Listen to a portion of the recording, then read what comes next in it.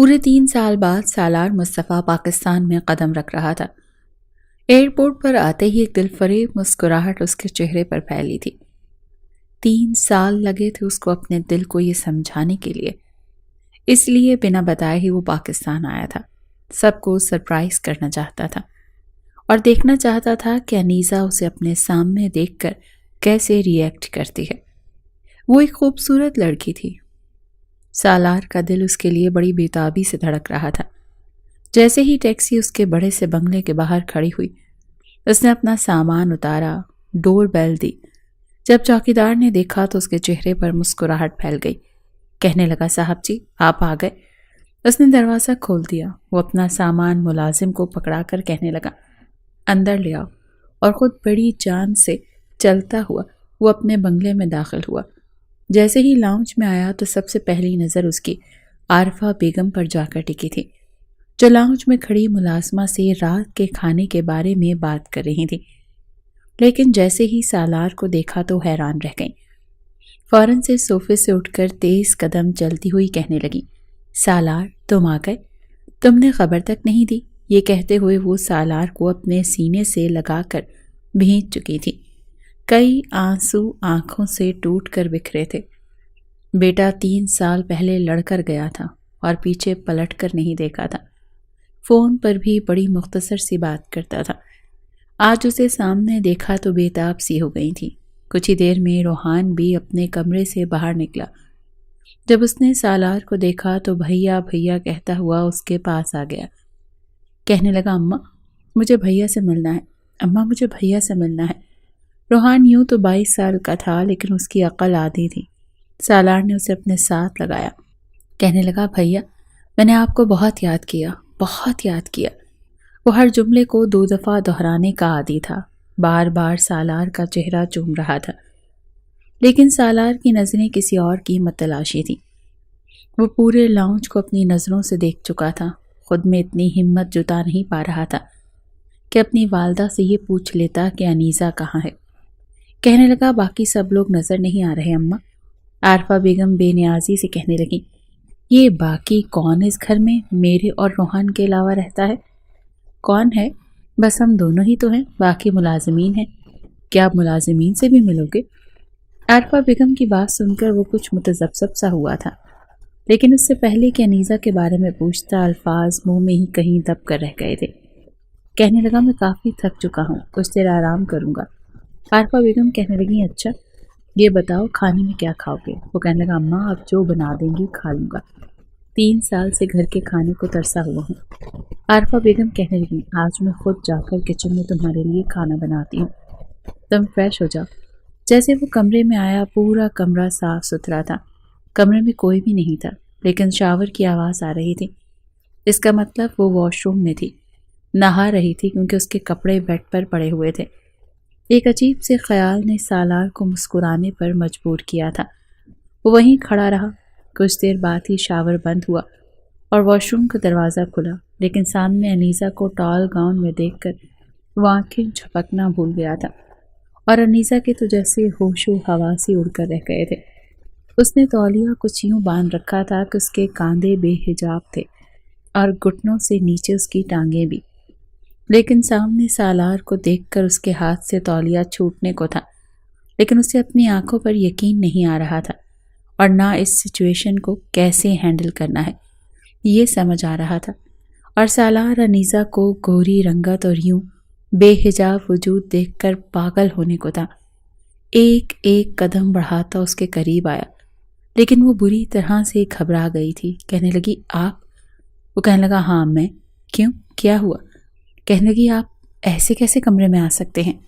سالار کہنے لگا، دروازہ کھول کر، میرا ہی کمرہ ہے، میں اپنے کمرے میں کیوں نہیں آ سکتا؟ بڑی مشکل سے وہ اپنا تولیہ سنبھالے ہوئے تھی۔ کہنے لگی، پلیز آپ باہر جائیں، مجھے چینج کرنا ہے۔ وہ کہنے لگا، تو میرے سامنے کر لو، میں تھکا ہوا آیا ہوں، میرا کوئی موڈ نہیں ہے کہ باہر جاؤں، ویسے بھی تم میری بیوی ہو۔ یہ الفاظ سن کر انیسہ کے اندر جیسے آگ سی لگی تھی، اپنا ہر زخم تازہ لگنے لگا تھا۔ وہ کہنے لگی، پلیز باہر جائیں، لیکن سالار کا باہر جانے کا کوئی ارادہ نہیں تھا۔ انیسہ نے ایک ہاتھ سے اپنا تولیہ پکڑ رکھا تھا اور دوسرا ہاتھ بڑھا کر بیڈ سے جیسے ہی اپنے کپڑے اٹھانے لگی، سالار نے اس کی کلائی پکڑی تھی اور سالار کا اگلا ہاتھ اس کے تولیے پر تھا۔ انیسہ کی جان نکلی تھی، کہنے لگی سالار پلیز، یہ آپ کیا کر رہے ہیں؟ سالار کہنے لگا اپنی بیوی سے محبت کرنے کی کوشش کر رہا ہوں جو اس حلیے میں قیامت ڈھا رہی ہے، آتے ہی مجھے پاگل کر رہی ہے۔ وہ گھبرائی تھی، کہنے لگی آپ شاید بھول گئے ہیں کہ مجھے کس حال میں چھوڑ کر گئے تھے۔ انیسہ کی آنکھوں میں آنسو جھلملائے تھے، پھر ایک سسکاری سی نکلی تھی۔ سالار نے اس کا ہاتھ چھوڑ دیا اور وہ اپنے کپڑے بیڈ سے اٹھائے واش روم میں جا چکی تھی۔ سالار نے گہری سانس لی تھی، اپنے کیے پر افسوس بھی ہو رہا تھا، لیکن اس وقت سچویشن ہی کچھ ایسی تھی کہ اسے یہ سب کرنا پڑا۔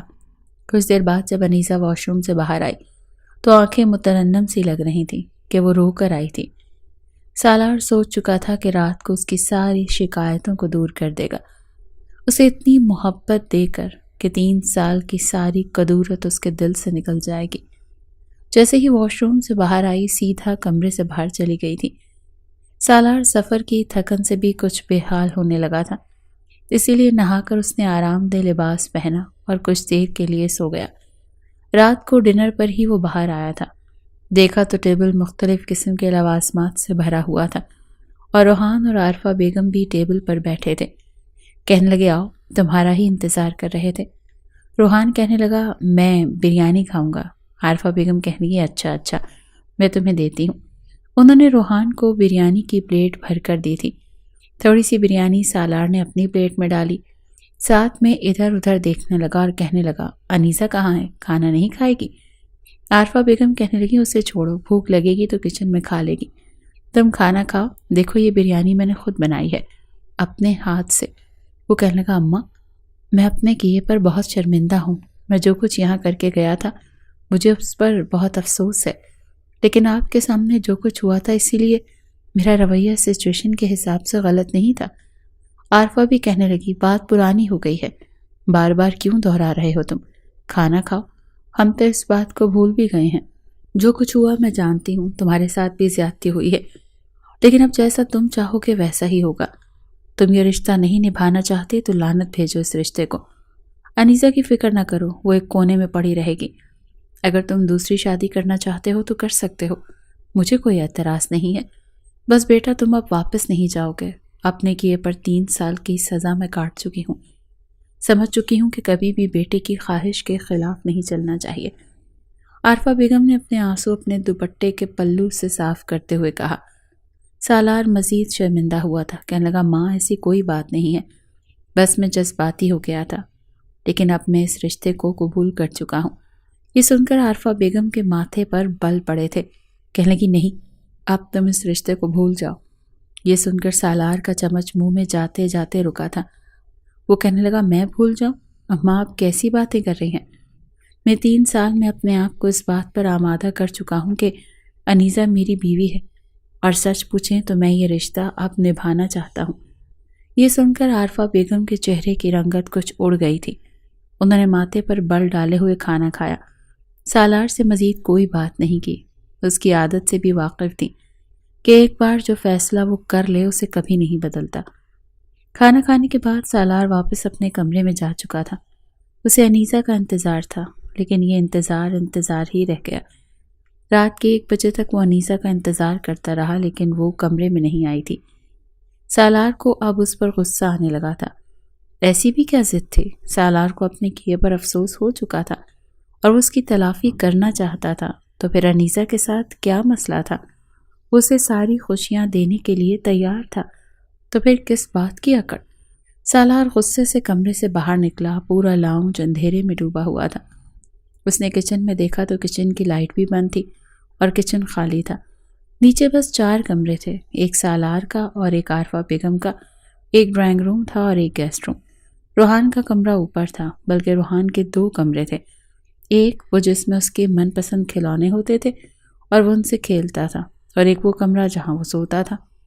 سالار نے گیسٹ روم کا دروازہ کھولنا چاہا تو وہ لاک تھا، وہ سمجھ گیا تھا کہ انیسہ اس کمرے میں ہے، اس نے ہلکی سی دستک دی، لیکن اندر سے کوئی آواز نہیں آئی تھی۔ اس نے پھر سے دستک دی، کہنے لگا انیسہ میں جانتا ہوں کہ تم کمرے میں ہو، دروازہ کھولو۔ لیکن انیسہ نے دروازہ نہیں کھولا، بلکہ اسے جواب تک دینا گوارا نہیں سمجھا۔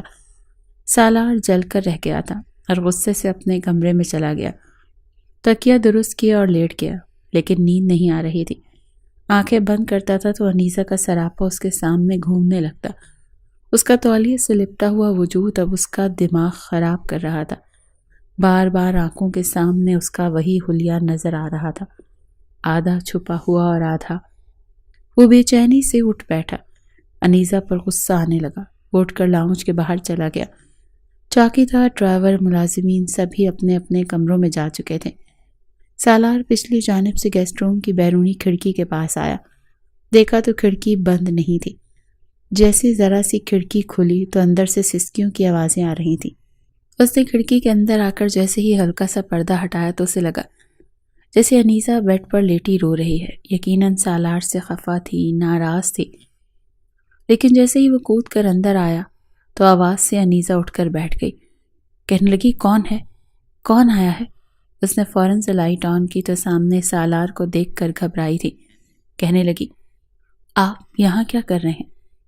آپ کو شرم نہیں آتی چوروں کی طرح میرے کمرے میں آتے ہوئے؟ وہ کہنے لگا، تمہیں میری بات سمجھ میں نہیں آئی؟ دروازہ کھٹکھٹایا تھا نا میں نے، شرافت کی زبان سمجھ میں نہیں آتی؟ انیسہ فوراً سے کھڑی ہوئی۔ پلیز آپ جائیں یہاں سے۔ تب تک سالار اس کے قریب آ چکا تھا، اس کے مقابل آ کر کھڑا ہو گیا۔ اس سے پہلے کہ وہ چند قدم پیچھے ہٹتی، سالار نے اپنے دونوں ہاتھ انیسہ کی کمر پر حائل کر کے اسے اپنے قریب کیا۔ کیا کر رہی تھی؟ اس نے کوئی جواب نہیں دیا، بس اپنے آپ کو چھڑوانے لگی۔ وہ کہنے لگا، میں تم سے اپنا گزشتہ رویوں کی معافی مانگنا چاہتا ہوں، اور بس رشتے کو ویسے نبھانا چاہتا ہوں جیسے نبھانے کا حق ہے۔ میں تمہیں اپنے کمرے میں بڑی عزت سے لے کر جانا چاہتا تھا، لیکن تم نہیں آئیں۔ خیر، یہ بھی میرا ہی کمرہ ہے۔ وہ کہنے لگی، پلیز آپ مجھ سے دور رہیں، میں آپ کے قریب نہیں آنا چاہتی۔ سالار کہنے لگا، میرا دماغ خراب کر کے، میرے سارے جذبات کو آگ لگا کر اب تم کہہ رہی ہو کہ تم میرے قریب نہیں آؤ گی؟ ایسا کیسے ممکن ہے؟ آنکھیں بند کرتا ہوں تو تمہارا تولیہ میں لپٹا وجود میرا چین چرانے لگتا ہے۔ مجھے نہیں پتا تھا کہ تمہارا حسن میرے حواسوں پر سوار ہو جائے گا۔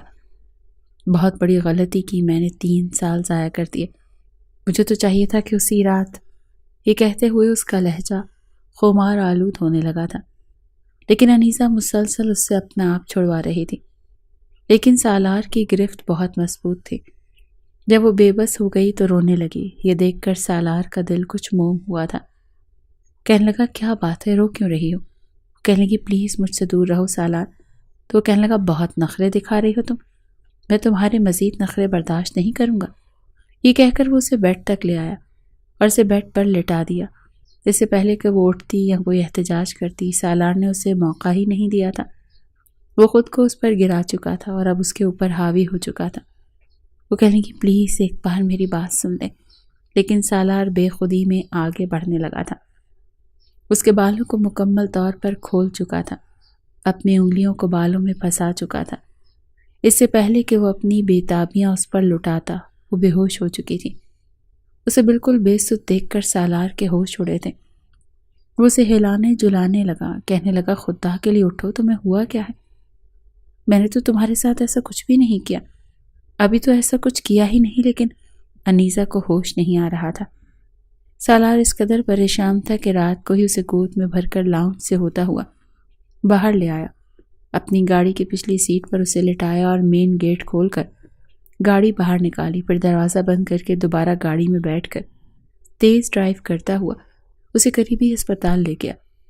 لیڈی ڈاکٹر سے کہنے لگا، پتہ نہیں اس کی بیوی کو کیا ہو گیا، بے ہوش ہو گئی ہے۔ ڈاکٹر نے اسے عجیب سی نظروں سے دیکھا۔ کہنے لگی، آپ اسے فولڈنگ بیڈ پر لٹا دیں۔ اس نے بیڈ پر لٹا دیا، پھر کہنے لگی، آپ باہر جا سکتے ہیں۔ کچھ دیر بعد نرس آئی اور کہنے لگی، آپ کی بیوی کو ہوش آ چکا ہے۔ یہ سن کر سالار کے سینے میں سانس بحال ہوا۔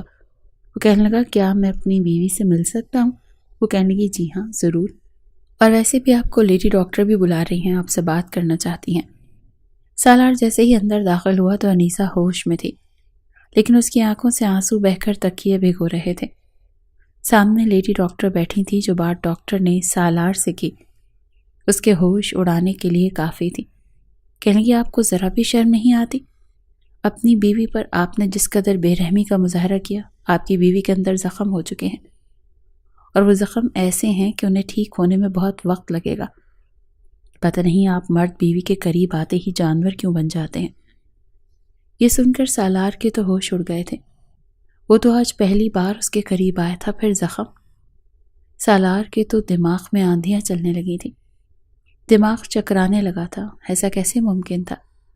وہ تو ان 3 سالوں میں انیسہ سے بے تحاشا محبت کرنے لگا تھا۔ اپنی کی گئی ہر غلطی کا اسے احساس بھی ہو گیا تھا۔ وہ تو اپنی غلطی کی تلافی کرنا چاہتا تھا، پر یہ نہیں جانتا تھا کہ وہ لڑکی اس کی امانت ہوتے ہوئے بھی یہ سب کر بیٹھے گی۔ کیا سوچ کر اس نے اتنا بڑا قدم اٹھایا تھا؟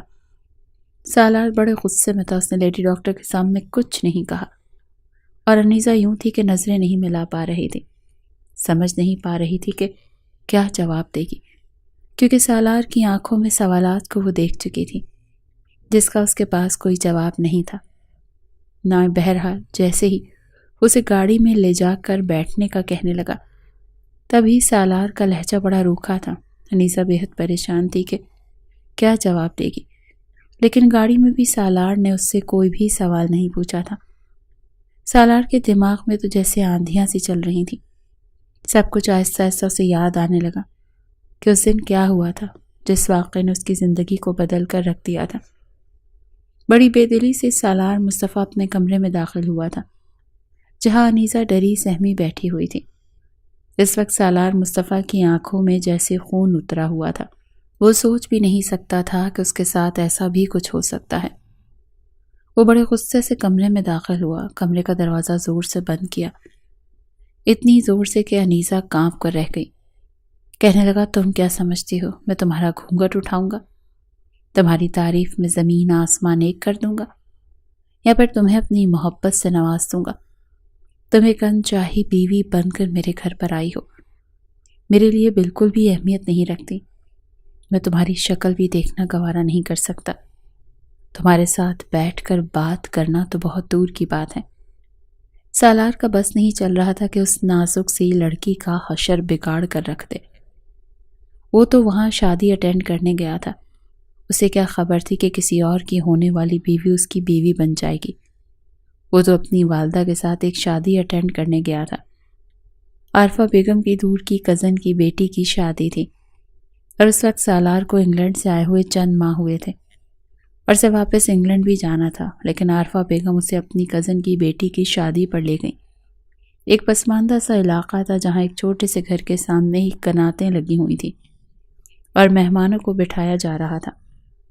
سالار اول تو اس قسم کی شادیوں میں آنے کا عادی ہی نہیں تھا، ہمیشہ امیر لوگوں سے ہی اس کا اٹھنا بیٹھنا اور ملنا جلنا تھا۔ اپنی والدہ کے مجبور کرنے پر وہ آیا، اس لیے کرسی پر جا کر بیٹھ گیا۔ دلچسپی کے لائق وہاں اس کے لیے کچھ بھی نہیں تھا، اسی لیے اپنے موبائل پر ٹیکسٹ میسج کرنے لگا۔ شادی کے بارے میں ابھی اس نے کچھ بھی سوچا نہیں تھا۔ کچھ دیر بعد ہی دلہن کو اسٹیج پر بٹھایا گیا۔ پہلی نظر جب سالار کی انیسہ پر پڑی تھی، اسے دل ہی دل میں اس کے حسن اور خوبصورتی کو دیکھ کر سراہے بغیر نہیں رہ پایا تھا۔ یہی سوچ رہا تھا کہ اس کا ہونے والا شوہر تو بڑا خوش نصیب ہے، جسے یہ ہیرے جیسی دلہن ملنے والی ہے۔ بڑے اچھے نصیب پائے ہیں موصوف نے۔ بہرحال اس نے گہری سانس لی اور پھر دوبارہ اپنے موبائل میں مصروف ہو گیا، لیکن بارات کا انتظار ہی رہ گیا۔ 11 بج چکے تھے لیکن بارات نہیں آئی۔ کئی فون انیسہ کے والدین لڑکے والوں کو کر چکے تھے، لیکن وہ لوگ فون نہیں اٹھا رہے تھے۔ بالآخر اس کے والد ہی لڑکے والوں کے گھر گئے، لیکن جب واپس آئے تو رو رہے تھے اور اپنا سینہ پیٹ رہے تھے کہ میری بیٹی کی زندگی کو داؤ پر لگا کر وہ شخص نہ جانے کہاں بھاگ گیا۔ پتہ نہیں لوگ اپنے بیٹوں کی شادیاں کرتے ہوئے ان کی رضامندی کیوں نہیں پوچھتے۔ اگر اس لڑکے کا کسی اور لڑکی کے ساتھ چکر تھا تو پھر میری بیٹی کے ساتھ رشتہ کیوں کیا؟ میری بیٹی کو کون عزت دے گا؟ میری دہلیز پر تو اب دوبارہ کوئی قدم بھی نہیں رکھے گا۔ میری بیٹی پاک باز ہوتے ہوئے کسی کے گھر کی عزت نہیں بن پائے گی۔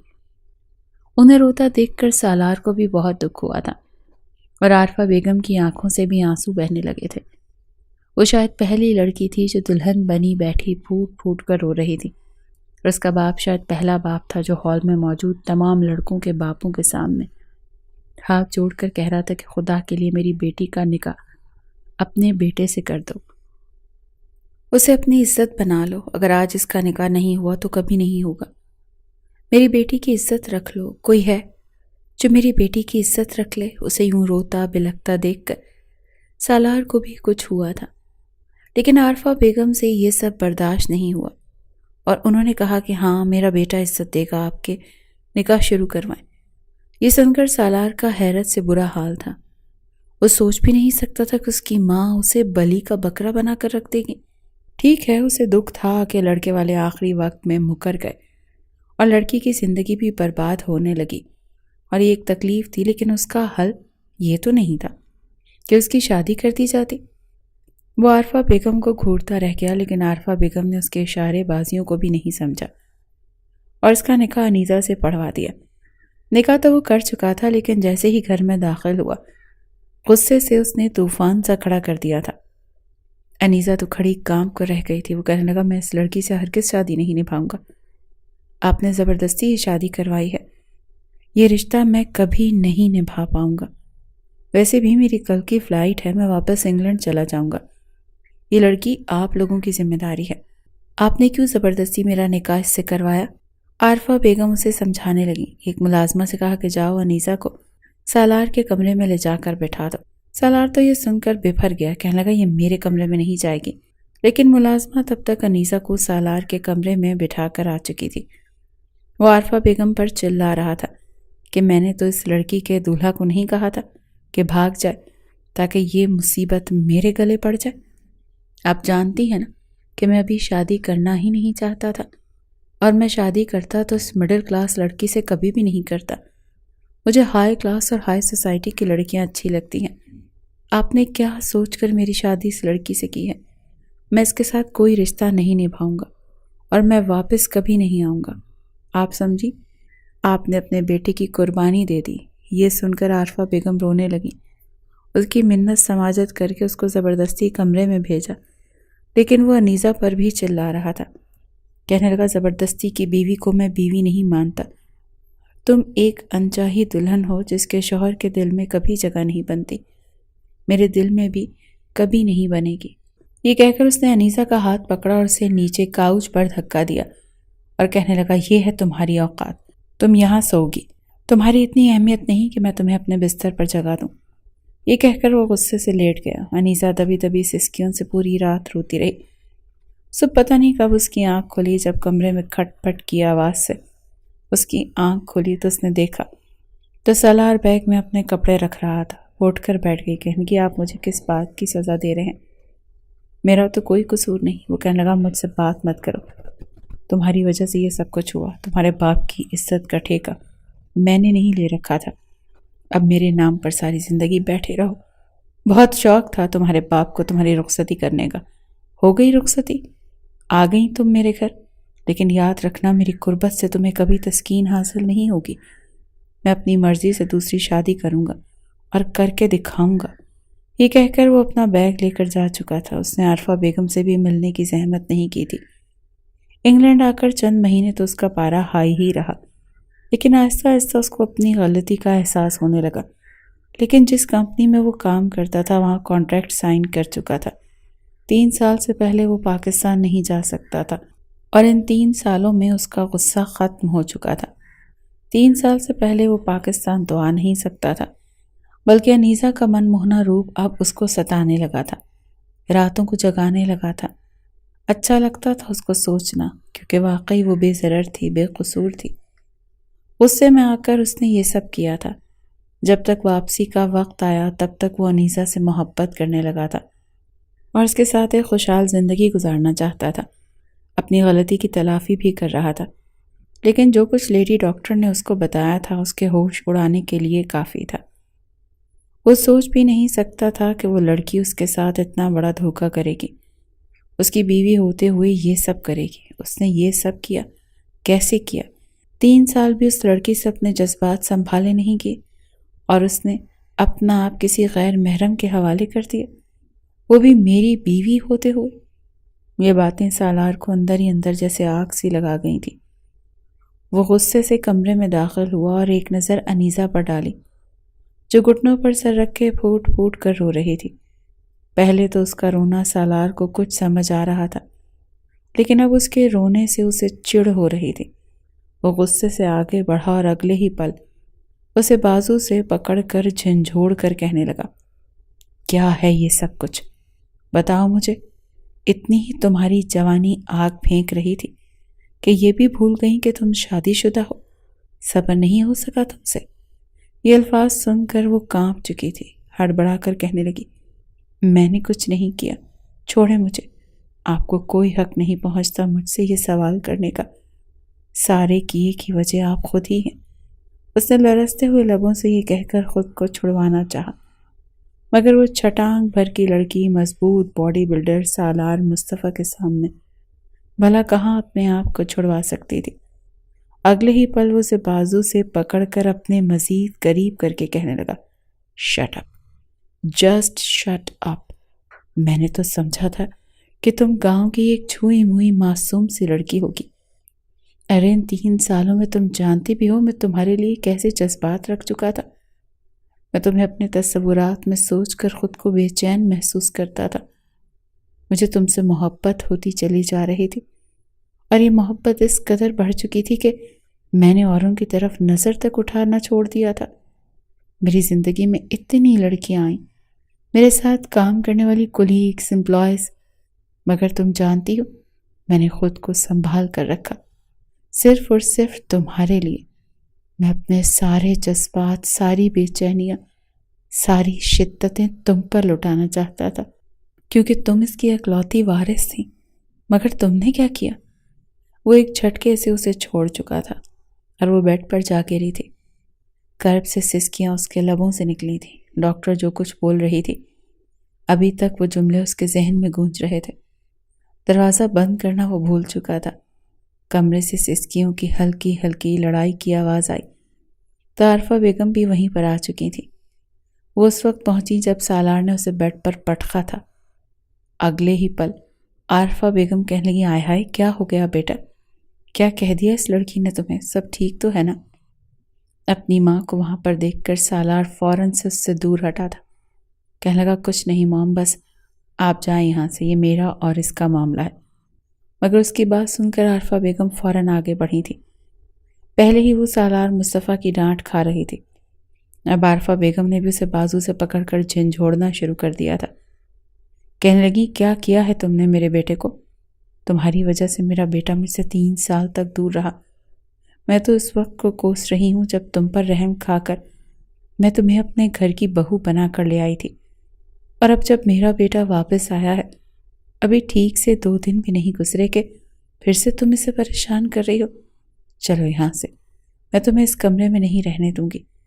وہ انیسہ کا ہاتھ پکڑ کر وہاں سے لے کر جا رہی تھی جب سالار مصطفیٰ نے اپنی ماں کو روک دیا۔ کہنے لگا، نہیں ماں، یہ یہیں میرے کمرے میں رہے گی، بیوی ہے میری، مجھے جو بھی اس سے بات کرنی ہے میں کر لوں گا۔ عارفہ بیگم اسے کہتی رہ گئیں کہ نہیں، تم اس لڑکی سے دور رہو، یہ کہیں سے بھی تمہارے شایان شان نہیں ہے۔ لیکن اس نے جس طرح گھور کر اپنی ماں کو دیکھا تھا، عارفہ بیگم کو اس کا ہاتھ چھوڑنا پڑا۔ وہ دروازہ لاک کر چکا تھا۔ واپس اس کی طرف پلٹا اور کہنے لگا، یہ ٹسوے بہانہ بند کرو اور بتاؤ کس کے ساتھ منہ کالا کیا ہے تم نے؟ بتاؤ مجھے۔ وہ 2 قدم پیچھے ہٹی، آنسو صاف کرتے ہوئے کہنے لگی، میں کچھ نہیں جانتی، مجھے بس اتنا پتا ہے کہ میرے ساتھ جو کچھ ہوا ہے اس کی وجہ صرف اور صرف آپ ہیں۔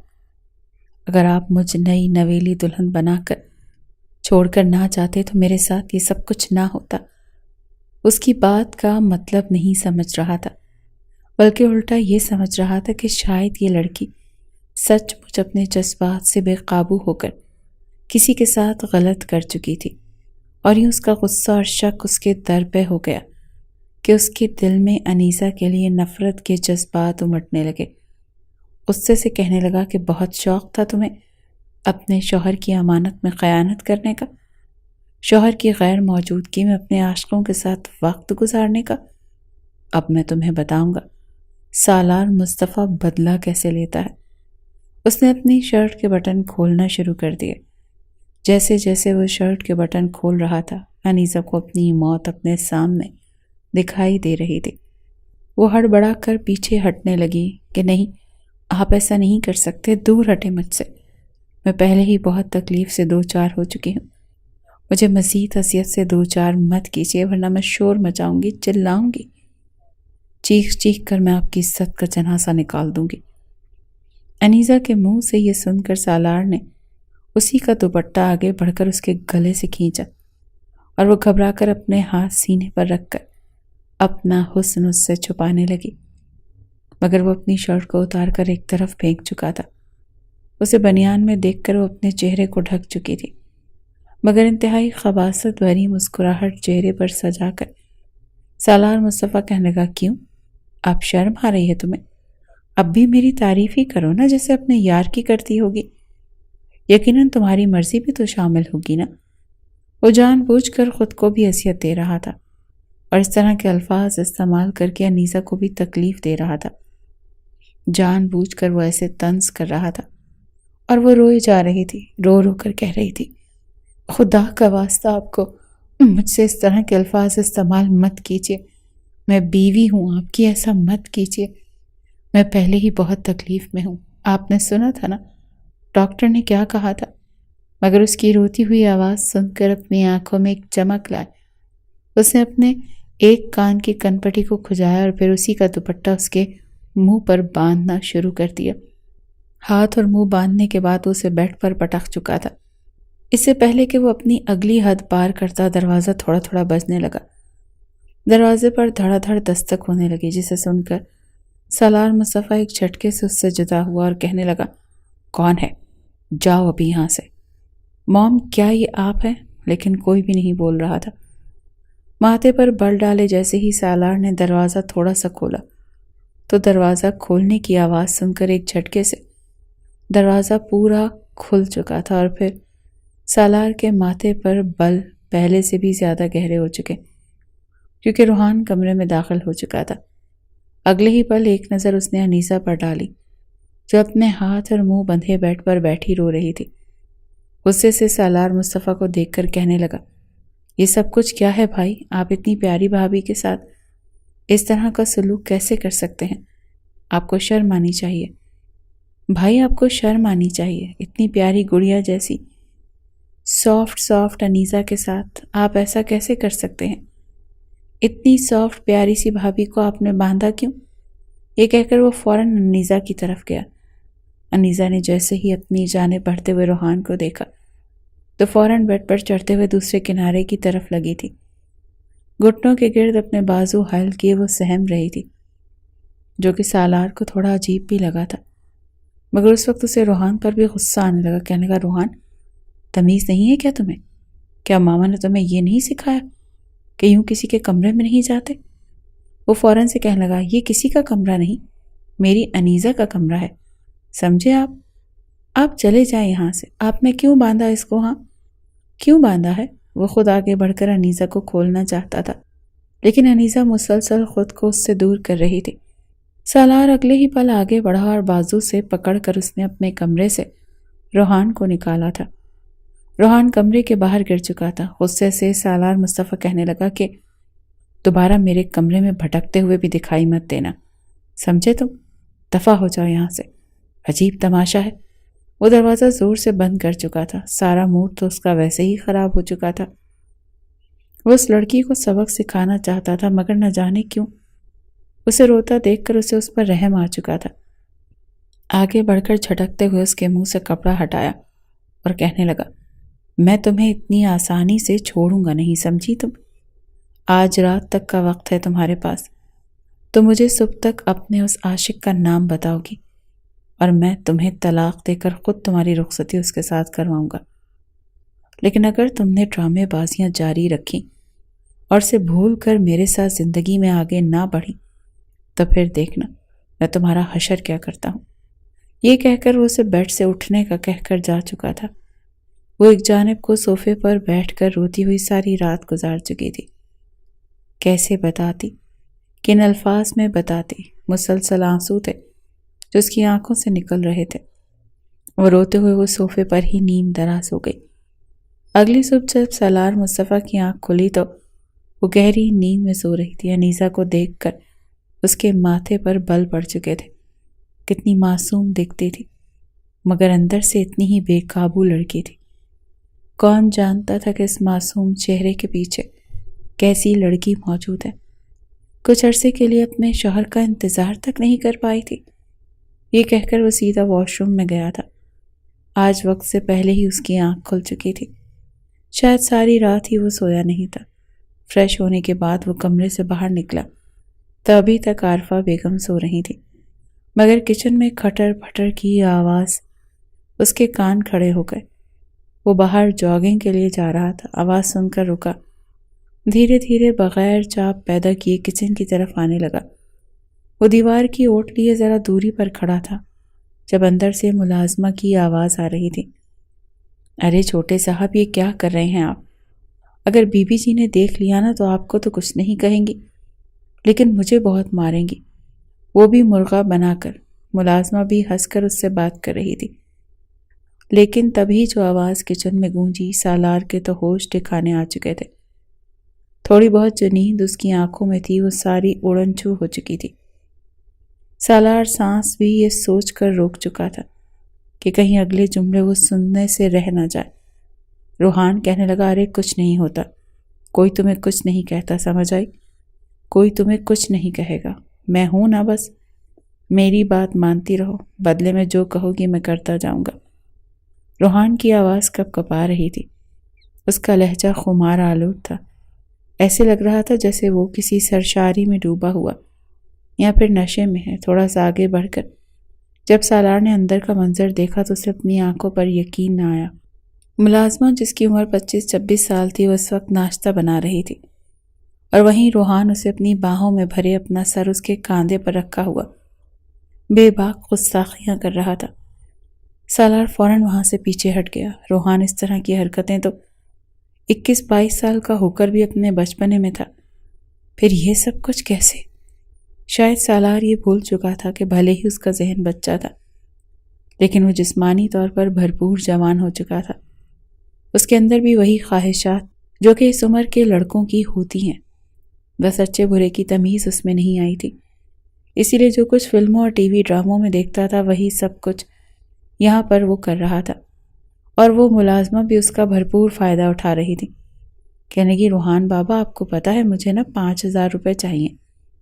وہ سرخ نوٹ جس پر 5 کے آگے 3 زیرو لگے ہوتے ہیں۔ روحان جلدی سے اسے مزید اپنے قریب کھینچ کر کہنے لگا، ہاں ویسے بھی بہت سے نوٹ ماما کے پرس میں ہیں، ماما کے پاس تو بہت زیادہ پیسے ہیں، ان کا پرس تو ہر وقت پیسوں سے بھرا رہتا ہے، اور تو اور اب تو سالار بھائی کے پاس بھی میں نے ایسے بہت سے نوٹ دیکھے ہیں۔ اگلے پل وہ ملازمہ کھل کھلا کر ہنسی اور کہنے لگی، میرے راج دلارے روحان بابو، آپ کو پتہ ہے اگر آپ مجھے وہ سرخ سرخ نوٹ لا کر دیں گے تو میں آپ کو کچھ ایسا تحفہ دوں گی کہ آپ سوچ بھی نہیں سکتے، آپ کو کتنا اچھا لگے گا۔ روحان فوراً سے کہنے لگا، سچ؟ اگر میں تمہیں وہ نوٹ لا کر دوں تو تم مجھے اچھے اچھے تحفے دو گی؟ جو میں کہوں گا وہ کرو گی؟ پلیز تم میرے کمرے میں آیا کرو نا، میں تمہارے ساتھ ڈھیر ساری باتیں کرنا چاہتا ہوں، اور تمہیں بہت زیادہ پیار بھی کرنا چاہتا ہوں، جیسے فلم میں ہیرو اپنی ہیروئن سے کرتا ہے۔ یہ سن کر تو سالار کے ہوش اڑ چکے تھے۔ وہ سوچ بھی نہیں سکتا تھا کہ روحان اس طرح کی حرکت بھی کر سکتا ہے۔ اگلے پل وہ کچن میں داخل ہوا تو روحان فوراً اس ملازمہ سے الگ ہوا۔ ملازمہ بھی گھبراتے ہوئے فوراً اپنے کپڑے ٹھیک کرنے لگی، مگر ایک زناٹے دار تھپڑ سالار نے اس کے منہ پر مار دیا تھا۔ ملازمہ سے کہنے لگا، بے حیا عورت، شرم نہیں آتی؟ 2 بچوں کی ماں ہو تم اور اس طرح کی حرکتیں کرتی پھر رہی ہو؟ مجھے تو بالکل بھی اندازہ نہیں تھا کہ تم ایسی بھی نکل سکتی ہو۔ موم نے تم پر کتنا یقین کر کے تمہیں اس گھر میں ملازمت کے لیے رکھا ہوا ہے، اور تم اس گھر کے لڑکوں پر اس طرح کے ڈورے ڈال رہی ہو، ان سے پیسے بٹور رہی ہو۔ اس سے پہلے کتنے پیسے کھا چکی ہو، اور یہ سب کچھ کیا تھا روحان؟ روحان گھبرا کر فوراً دیوار سے جا کر لگا تھا، دونوں ہاتھوں میں اپنا چہرہ چھپا کر کہنے لگا، بھائی بھائی مجھے مت ڈانٹو، میں نے کچھ نہیں کیا، میں تو آپ کا چھوٹا بھائی ہوں نا، میں تو بس ایسے ہی یہ سب کچھ دیکھ رہا تھا، میں نے سچ میں کچھ نہیں کیا۔ ملازمہ بھی رونے لگی تھی۔ چوری پکڑی جانے پر فوراً دونوں ہاتھ جوڑ کر پھوٹ پھوٹ کر روتے ہوئے سالار مصطفیٰ کے قدموں میں گر گئی اور رو کر کہنے لگی کہ معاف کر دیجئے بڑے صاحب، میں نے کچھ نہیں کیا۔ اب آپ ہی بتائیے، آپ مالک لوگ ہو، اگر مجھ جیسی غریب کو پیسوں کی ضرورت ہوگی تو پھر کہاں جائیں گے؟ یہ تو روحان بابا ہیں جنہوں نے مجھے یہ سب کچھ کرنے پر مجبور کیا۔ میں تو انہیں پاگل سمجھتی تھی، مگر یہ تو مجھے اکثر اس طرح کی حرکتیں کر کے پیسے دے دیا کرتے اور میں چپ چاپ لے لیا کرتی۔ سالار مصطفیٰ نے بڑی مشکل سے اپنا غصہ ضبط کر رکھا تھا، ورنہ اس کا دل یہی کہہ رہا تھا کہ اس عورت کا منہ توڑ ڈالے۔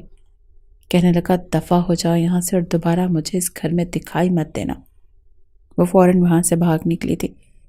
سالار کا رخ اب روحان کی طرف تھا جو بالکل ہی دیوار میں چھپ چکا تھا۔ جیسے ہی سالار نے اسے کچھ کہنا چاہا، اگلے پل وہ چیخ چیخ کر رونے لگا، رو رو کر کہنے لگا، ماما ماما پلیز مجھے بچائیں، دیکھیں مجھے سالار بھائی مار رہے ہیں، ماما پلیز آئیں، سالار بھائی مجھے ماریں گے، میری جان لے لیں گے، میں نے کچھ نہیں کیا، ان کو بتائیں نا۔ وہ مسلسل رو رہا تھا۔ عارفہ بیگم بھی بیٹے کے رونے کی آواز پر اٹھ کر آ چکی تھی۔ جب انہوں نے سالار کو اسے ڈانٹتے دیکھا تو فوراً روحان کو اپنے سینے سے لگا لیا۔ کہنے لگی، کیا ہوا سالار؟ کیا کہہ رہے ہو چھوٹے بھائی کو؟ تم جانتے تو ہو یہ اب نارمل ہے، اس کا ذہنی توازن ٹھیک نہیں ہے۔ منہ ہی منہ میں بڑبڑا کر کہنے لگا کہ صرف ذہنی توازن ٹھیک نہیں ہے، باقی تو آدھی بات ادھوری چھوڑ چکا تھا۔ پھر کہنے لگا، پوچھئے اس سے یہ صبح صبح ملازمہ کے ساتھ کیا کر رہا تھا؟ نوکرانی کے ساتھ جس طرح کی باتیں کر رہا تھا، مجھے تو شرم آ رہی ہے آپ کو بتاتے ہوئے۔ اور تو اور یہ آپ کے بٹوے سے پیسے چرا کر ان نوکرانیوں کو بھی دیتا رہتا ہے، اور تو اپنے روحان کو دیکھتی رہ گئی۔ پھر کہنے لگا، نہیں نہیں بیٹا، تم ایسا کیسے کہہ سکتے ہو؟ یہ تو معصوم ہے، شاطر اور تیز دماغ تو آج کل کی ملازمائیں ہیں جنہوں نے اسے پھانسنے کی کوشش کی ہوگی۔ فکر مت کرو، میں آج ہی چندہ کو نوکری سے نکال کر قابل اعتماد لڑکی رکھتی ہوں۔ وہ روحان کو وہاں سے لے کر جا چکی تھی۔ سارا دن سالار کا کام پر بھی ایسا ہی گزرا تھا۔ رہ رہ کر روحان کی وہ حرکت یاد آ رہی تھی، اور پھر گزشتہ رات جو کچھ انیسہ نے کیا تھا وہ بھی اسے یاد آ رہا تھا۔ وہ خود کو خود ہی کوستے پر کہنے لگا، واہ سالار مصطفیٰ، زندگی میں پہلی بار تجھے کوئی لڑکی اچھی لگی جو تیری بیوی تھی، تو اس کے ساتھ اپنی زندگی خوش و خرم بتانا چاہتا تھا۔ اس قدر خوبصورت بیوی تو قسمت والوں کو ملتی ہے، مگر جس طرح چاند پر داغ ہوتے ہیں، اسی طرح تیری بیوی بھی کسی طرح تیری امانت میں خیانت کرتی۔ سارا دن بوجھل دماغ کے ساتھ کام کرنے کے بعد وہ گھر لوٹا تھا۔ گھر میں قدم رکھتے ہی اس کی نظر سب سے پہلے کچن سے کام کر کے نکلتی ہوئی انیزہ پر پڑی، جس نے اپنے دوپٹے کو ایک جانب کو کمر پر باندھا ہوا تھا۔ گرمی کی وجہ سے اس کے چہرے اور گردن پر پسینے کی بوندیں ٹمٹما رہی تھیں۔ وہ اپنے ہی دھیان میں دوپٹے کے کونے سے پسینہ صاف کرتی کمرے کی طرف جا رہی تھی، جب سالار کی نظر روحان پر پڑی، جس کی آنکھوں میں ایک عجیب سی چمک تھی۔ وہ بظاہر تو ٹی وی پر کارٹون دیکھ رہا تھا، مگر جن نظروں سے وہ انیزہ کا تعاقب کر رہا تھا، سالار کا تو خون کھول اٹھا۔ فوراً انیزہ کو بلند آواز میں پکارا۔ انیزہ نے پلٹ کر اس کی جانب دیکھا تو فوراً دوپٹہ ٹھیک کرتے اس کے پاس آ گئی۔ وہ کہنے لگا، یہ کیا طریقہ ہے؟ آئندہ کے بعد میں تمہیں یوں دوپٹہ گلے میں لے کر گھومتا ہوا نہ دیکھوں، تم سر پر لے کر چلو گی۔ ہاتھ بڑھاتے ہوئے انیزہ نے فوراً سے دوپٹہ سر پر لیا تھا۔ عارفہ بیگم نے یہ سنا تو اگلے ہی پل ہنس پڑی، جو خود بغیر دوپٹے کے گھر میں گھوما کرتی تھی، اس وقت بھی ڈھیلی ڈھالی کرتی اور ٹراؤزر میں موجود تھی۔ ہنس کر چلتے ہوئے سالار کے پاس آئے اور کہنے لگی، کیا سالار بیٹا، کیا ہو گیا ہے؟ تم کب سے روایتی مردوں کی طرح اپنی بیوی پر پابندیاں لگانے لگے؟ سالار مصطفیٰ نے ایک چپتی نظر ان پر ڈالی، پھر کہنے لگا، سمجھائیں اسے اپنی نظروں کے زاویے درست کرے، یہ نہ ہو کہ مجھ سے 2 تھپڑ کھا کر اسے عقل آ جائے۔ عارفہ بیگم کے چہرے پر کئی رنگ آ کر گزر چکے۔ سالار کو دیکھ کر تو روحان فوراً سے اپنے کمرے کی طرف بھاگا تھا۔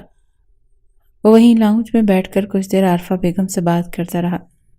عارفہ بیگم اس کے سامنے کئی لڑکیوں کی تصویریں رکھ رہی تھی۔ کہنے لگی، بتاؤ بیٹا، تمہیں ان میں سے کون سی لڑکی پسند ہے؟ میرا بیٹا جس لڑکی پر ہاتھ رکھے گا، ایک سے بڑھ کر ایک تمہارے سٹینڈرڈ کی لڑکی ہے، میں تمہاری شادی اس سے کروا دوں گی۔ مگر وہ چپ چاپ ان تصویروں کو دیکھتا رہا، پھر کہنے لگا، میں آپ کو فی الحال اس بارے میں کچھ نہیں کہہ سکتا۔ میں بہت زیادہ تھکا ہوا ہوں، مینٹلی ڈسٹربڈ ہوں۔ جب میں پرسکون ہوا تبھی آپ کو اس بارے میں اپنی رائے دوں گا۔ یہ سن کر عارفہ بیگم بھی تھوڑی مطمئن ہوئی تھی۔ کہنے لگی اچھا، اس کا مطلب اس لڑکی سے سچ مچ تمہارا دل بھر چکا ہے؟ اچھا ہی ہے، اس لڑکی کو اپنی زندگی سے اٹھا کر باہر کرو۔ ویسے بھی اس کا تمہارے نکاح میں ہونا نہ ہونا برابر ہی ہے۔ وہ اپنی ماں کی بات سننے کے بعد سیدھا کمرے میں آیا تھا۔ کمرے میں قدم رکھا تو سامنے فریش ہو کر اپنے بالوں کو باندھے انیسہ کھڑی تھی۔ انیسہ کو دیکھ کر اس نے الماری سے اپنے کپڑے نکالے اور وہ بھی فریش ہو کر باہر آیا تھا۔ اس سے پہلے ہی انیسہ ایک بار پھر کچن میں جاتی، وہ اسے آواز دے کر وہیں پر روک چکا تھا۔ کہنے لگا کیا دیکھا میں نے؟ تمہیں کیا سنائی نہیں دیتا؟ انیسہ ہچکچاتے ہوئے کہنے لگی کیا میں نے تو کچھ نہیں سنا۔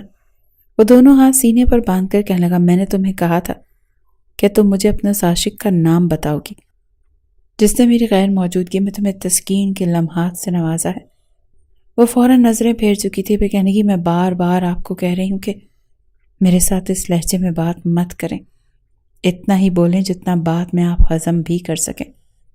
جو سوال آپ مجھ سے پوچھ رہے ہیں یہی سوال اگر جا کر آپ اپنی ماں سے کریں گے تو زیادہ بہتر ہوگا، کیونکہ آپ کی ماں ہی ان سوالات کا بہتر جواب دے سکتی ہے، ٹھیک ہے؟ یہ کہہ کر انیسہ وہاں سے جا چکی تھی اور سالار سوچ میں پڑ چکا تھا کہ آخر اس بارے میں اپنی ماں سے کیسے پوچھے۔ بہرحال اس نے ڈھکے چھپے الفاظ میں اپنی ماں سے جو پوچھا کہ ان 3 سالوں میں انیسہ کتنی بار اپنے مائکے گئی، جواب میں عارفہ بیگم کہنے لگی کہاں گئی؟ اسے تو ہمارے اس بڑے سے گھر کی ایسی عادت پڑ گئی، ایئر کنڈیشنر میں رہتی ہے، بمشکل ان 3 سالوں میں کوئی 8-10 بار ہی اپنے مائکے گئی ہوگی۔ سالار سکندر کہنے لگا نہیں، میرے آنے سے پہلے۔ یہ آخری بار کب گئی تھی؟ عارفہ بیگم پھر سے اپنے منہ میں ڈالتے ہوئے کاجو کہنے لگی ارے اسے تو 5-6 مہینے ہو چکے ہیں، یہ اپنے مائکے گئی ہی نہیں۔ یہ سن کر سالار بھی سوچ میں پڑ چکا تھا، اس کا مطلب وہ جو بھی تھا یہی کا تھا، لیکن کون تھا؟ سالار کے ذہن میں بہت سی کہانیاں بن رہی تھی، مگر وہ ان ساری کڑیوں کو آپس میں ملانے سے پہلے خود ہی بے یقینی سے نفی میں سر ہلا دیتا کہ نہیں، ایسا نہیں ہو سکتا۔ اس روز وہ بغیر بتائے وقت سے پہلے گھر آ چکا تھا، دبے پاؤں قدم رکھتے ہوئے گھر میں داخل ہوا۔ آج اس کی خواہش تھی کہ وہ اپنی ماں کو سرپرائز دے۔ شاید وہ کچن میں موجود تھی، وہ دھیرے دھیرے قدم اٹھاتا ابھی کچن کے دروازے تک پہنچا تھا کہ اندر سے انیسہ کی سسکیوں کی آواز آنے لگی۔ انیسہ سسک سسک کر رو رہی تھی۔ اس کی آواز پر تو سالار مصطفیٰ کے قدم وہیں پر منجمد ہو گئے۔ ایک لمحے کے 1000ویں حصے میں کئی طرح کے منفی سوچیں اس کے ذہن میں آنے لگی۔ تبھی کچن میں ایک آواز گونجی بدبخت کمینی، کیا بتایا ہے تو نے سالار کو؟ بتا مجھے، وہ کیوں کل مجھ سے ساری تفتیش کر رہا تھا؟ تجھے میں نے کتنی دفعہ کہا ہے سالار کے کمرے میں مت جایا کر، کوئی بھی بہانہ لگا، کوئی بھی ڈرامہ کر، لیکن سالار کے کمرے میں مت رہنا۔ تیرے لیے روم خالی کروایا ہے جو رکھا ہے، وہاں کیوں نہیں رہتی؟ کیا کہا ہے تو نے سالار کو جو مجھ سے بار بار تفتیشی انداز میں سوال کر رہا تھا؟ روتے ہوئے انیسہ کی آواز گونجی کہ میں نے ان سے کچھ نہیں کہا، چھوڑے مجھے درد ہو رہا ہے۔ کیا پہلے آپ نے مجھے کم تکلیفیں دی ہیں جو اب میری جان لینا چاہتی ہیں؟ وہ اپنی گردن عارفہ بیگم سے چھڑوا رہی تھی، لیکن اگلے ہی پل عارفہ بیگم نے گرما گرم چمٹا اٹھا کر اس کے ہاتھ پر لگا دیا۔ عارفہ کے اس عمل پر وہ درد سے چلائی تھی، اس کا چلانا سالار سے برداشت نہ ہوا۔ وہ فوراً کچن میں داخل ہو گیا، کہنے لگا ماں یہ کیا کر رہی ہیں آپ؟ جیسے ہی انیسہ نے سالار کو دیکھا تو اگلے ہی پل عارفہ کی گرفت سے خود کو چھڑوا کر وہ فوراً سالار کے پیچھے آ کر چھپی تھی، روتے ہوئے اپنا ہاتھ جھٹکتی ہوئی سالار سے چپک چکی تھی۔ عارفہ بیگم کے تو چہرے کی ہوائیاں اڑ چکی تھی، کہنے لگی کہ سالار بیٹا تم چھوڑو، کچھ نہیں، بس یہ ہم عورتوں کا معاملہ ہے، تم یہ بتا اس لڑکی کو کیسے ٹھکانے لگانا ہے، میں یہ سب دیکھ لوں گی۔ سالار کہنے لگا موم آپ یہاں پر کیا بات کر رہی تھی مجھے بتائیں۔ لیکن عارفہ بیگم کہنے لگی اس نے دال میں نمک زیادہ کر دیا، بس وہی سمجھا رہی تھی کہ مسالہ کیسے ڈالتے ہیں، تم چھوڑو اسے، اس پر دھیان دینے کی ضرورت نہیں۔ لیکن وہ اپنا ہاتھ آگے بڑھا کر اپنے پیچھے انیسہ کو چھپا چکا تھا، کہنے لگا موم میں سب کچھ سن چکا ہوں، ایسی کون سی بات ہے، کون سا راز ہے جو آپ اسے چھپانے کو کہہ رہی تھی؟ مجھے سچ بتائیں، آپ کو میری قسم۔ انیسا بتاؤ، مجھے کسی سے ڈرنے کی ضرورت نہیں ہے، تمہیں ایک ایک لفظ سچ بتاؤ گی ابھی کے ابھی، ورنہ میں نے گرما گرم کھولتا ہوا پانی تمہارے اوپر انڈیل دینا ہے۔ سالار جس انداز میں بولا تھا انیسا تو سہم چکی تھی، فوراً سچ اگلنے لگی۔ آج سے 3 سال پہلے جو کچھ ہوا تھا وہ کھلی کتاب کی طرح تھا، سب کچھ سالار مصطفیٰ کو بتا رہی تھی۔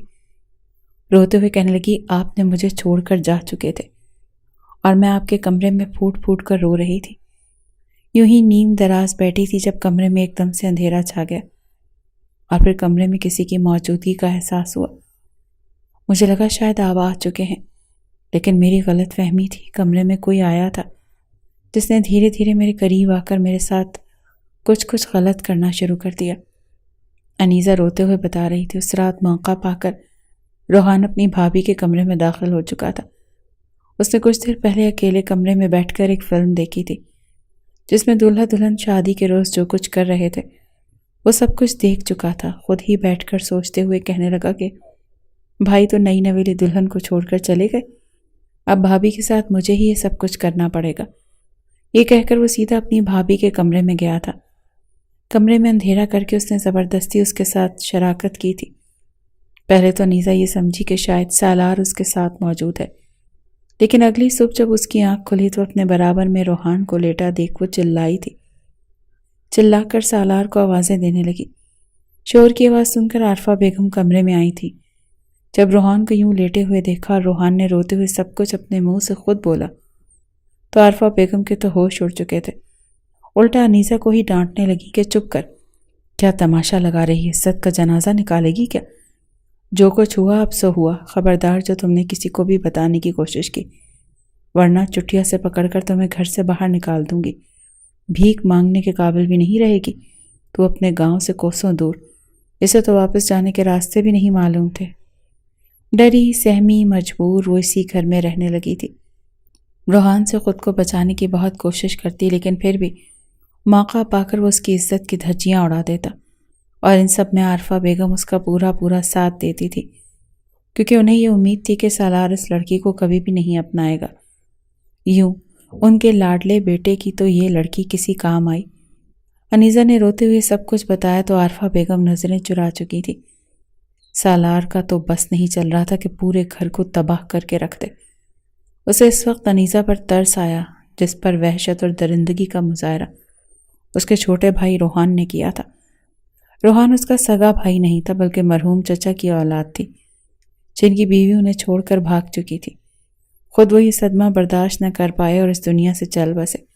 روحان پیچھے بچا تھا جسے اب تک سب بالکل سکوں کی طرح چاہتے ہوئے پروان چڑھا رہے تھے، مگر روحان نے تو ہر حد پار کر دی تھی۔ اس کی حرکتیں سالار کو شروع ہی سے ناپسند تھی، اس سے نفرت کے باعث بناتی تھی۔ اس نے انیسا کا ہاتھ پکڑا، کہنے لگا، میں کبھی خواب میں بھی نہیں سوچ سکتا تھا امی کہ آپ اس قدر منفی بھی ہو سکتی ہیں۔ آپ کو ذرا شرم نہیں آئی؟ آپ ایک لڑکی کا استعمال کر کے اپنے سگے بیٹے کی بیوی کا جو استعمال کروا رہی ہیں، آپ کو لگتا تھا کہ میں یہ سب کچھ جان کر اسے چھوڑ دوں گا؟ ہرگز نہیں، میں آپ کو کبھی معاف نہیں کروں گا، اور اس پاگل کے ساتھ مجھے آپ کے ساتھ نہیں رہنا۔ اپنا سارا سامان پیک کر کے اس نے انیسا کو اپنے ساتھ لیا تھا اور وہ گھر چھوڑ کر وہاں سے جانے لگا۔ عارفہ بیگم روتے ہوئے بیٹے سے معافی مانگ رہی تھی، مگر اس کے لیے یہ سب کچھ بھلانا اتنا آسان نہیں تھا۔ وہ اپنے فلیٹ میں چلا آیا۔ چند روز بعد اس نے دوبارہ دبئی کے ٹکٹس کروائے اور اپنے ساتھ انیسا کو لے کر ہمیشہ کے لیے دبئی شفٹ ہو گیا۔ کچھ روز میں دونوں ایک دوسرے کو سمجھنے میں لگے تھے۔ دھیرے دھیرے ماضی کو خواب سمجھ کر وہ آگے بڑھنے لگے۔ سالار کے دل میں اس کا وہی مقام واپس لوٹ چکا تھا۔ وہی انیسا بھی تمام تر ماضی کو بھلا کر آگے بڑھنے لگی۔